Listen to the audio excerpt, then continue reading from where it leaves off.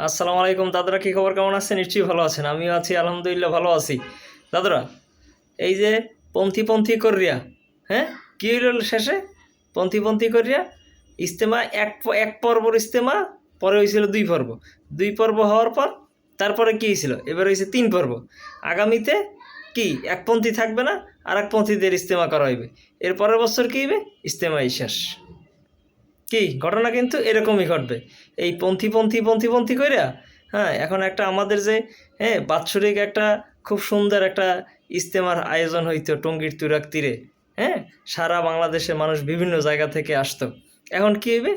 এইটা বন্ধ হয়ে যাইব।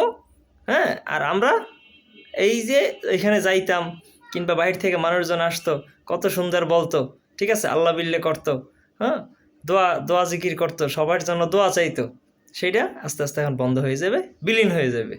হ্যাঁ, যেরকম ইসলামের ভিতর থেকে মানুষজন যেভাবে কথা বলা এখন শুরু করছে, অদূর ভবিষ্যতে এই ইজতেমাটাই টোটাল এখন বন্ধ হয়ে যাবে। এই কথাটা কিন্তু ভাবার কথা, চিন্তার কথা কিন্তু। ধন্যবাদ, ভালো থাকবেন। আল্লাহ হাফেজ।